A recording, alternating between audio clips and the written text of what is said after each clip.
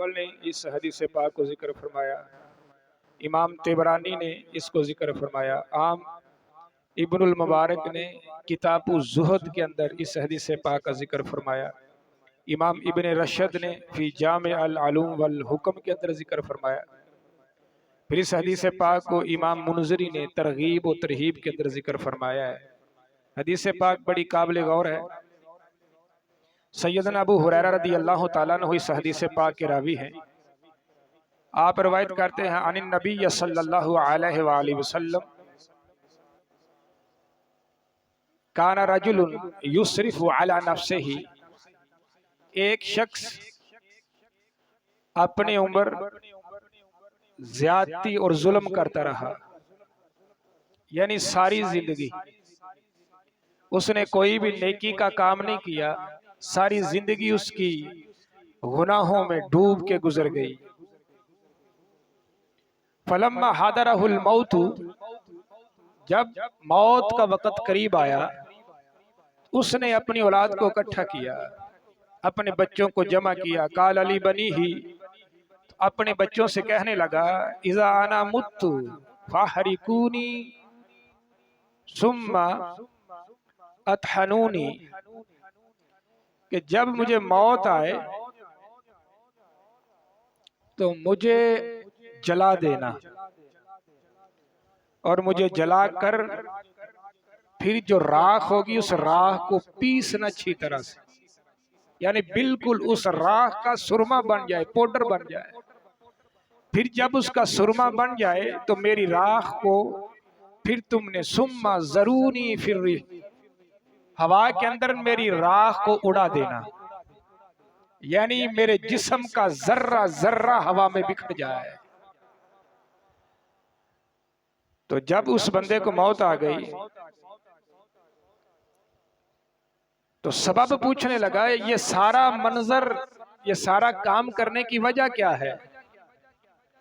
तो कहने लगा, फवल्लाहि लाइन क़दरा अलैया रब्बी ला युअज़्ज़िबनी अज़ाबन मा अज़्ज़बु अहदा, मेरे रब ने अगर मुझ पर कुदरत पाली तो मुझे वो ऐसा अजाब देगा कि जैसा उसने किसी को अजाब नहीं दिया होगा, ऐसा वो मुझे अजाब देगा। तो उसकी जुबान से जब ये लफ्ज निकले, फलम्मा माता, तो वो मर गया।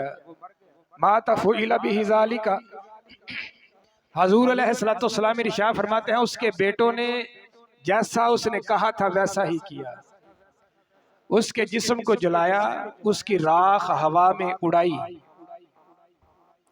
जब हवा में राख उड़ा दी, फ़अमरहुल्लाहुल अर्दा, तो अल्लाह ताला ने जमीन को हुक्म दिया, ए जमीन अजमई माफी का मिनहू, मेरे बंदे के जिस्म के जर्रात जहां जहां भी तुझ पर गिरे हैं सारे जर्रात को जमा कर दे, इकट्ठा कर दे।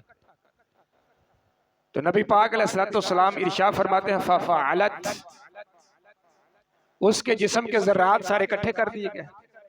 जब जिस्म के जर्रे इकट्ठे किए गए, फ़इज़ा हुआ क़ाइमुन, तो वो बिल्कुल खड़ा हो गया। तो खड़ा, अब मंजर कुछ और था। जब उसे जला के राख उड़ाई गई तो दुनिया पर था, नबी पाक अलैहिस्सलाम फरमाते अब वो खड़ा था तो रब्बे जुल जलाल के सामने खड़ा था। तो रब्बे जुल जलाल ने उससे पूछा, फ़क़ाला मा हमलका अला मा सनअतु, ऐ मेरे बंदे मुझे ये बता, ये जो सारी कार्रवाई तूने की है किस वजह से तूने ये काम किया? कौन सी ऐसी चीज थी कि जिसने तुझे इस तरफ तेरी तवज्जो की कि तू जिस्म को जलाए, जलाकर राख पीस कर हवा में उड़ाए? कौन सी ऐसी वजह थी?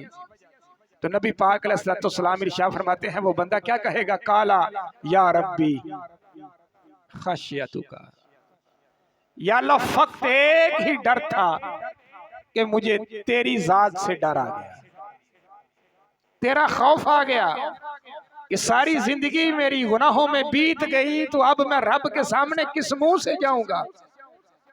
तो तेरे खौफ की वजह से मैंने अपने जिस्म का जर्रा जर्रा बखेरने का कह दिया, ताकि ना मैं तेरे सामने हाजिर हो सकूं तो ना मुझे ये जिल्लत और रुसवाई उठानी पड़े। तुझसे डर गया। तो नबी पाक अलैहिस्सलाम इरशाद फरमाते हैं, औकाल, जब उस बंदे ने ये कहा ना कि या अल्लाह तेरे डर की वजह से मैंने ये सारा मामला किया, मखाफत को या रब्बी फगफर लहू, तो रब ने फरमाया अगर तूने मेरे खौफ से किया था तो जा, मैंने तेरे सारे गुनाहों को माफ कर दिया।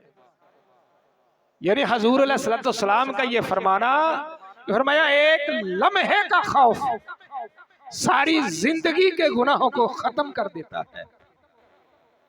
तो नबी पाक अलैहिस्सलाम ने ये फर्श जमीन पर खबर दी कि रब के सामने बंदा हाजिर होगा और ये बंदा कौम बनी इसराइल का है। हजूर ने उस वक्त की खबर दी कि वो बंदा रब के सामने होगा, इनके सामने कलाम क्या होगा। हजूर फरमाते हैं मैं उस लम्हे को भी जानता हूँ और उन बातों को भी जानता हूँ जो अल्लाह और बंदे के दरमियान हो रही थी। तो ये हमारे नबी अलैहिस्सलाम का इल्म था जिस बुनियाद पर हजूर ने ये खबर दी। यानी एक लम्हे का खौफ, एक लम्हे का डर बंदे को जहन्नम से निकालकर जन्नत के बाला खानों का मेहमान बना देता है। तो रब्बे जुल जलाल से दुआ है कि खालिक़े कायनात हमको हर लम्हे अपने रब का खौफ रखते हुए जिंदगी बसर करने की तौफीक अता फरमाए। वाखिर दवाअन अल्हम्दुलिल्लाहि रब्बिल आलमीन।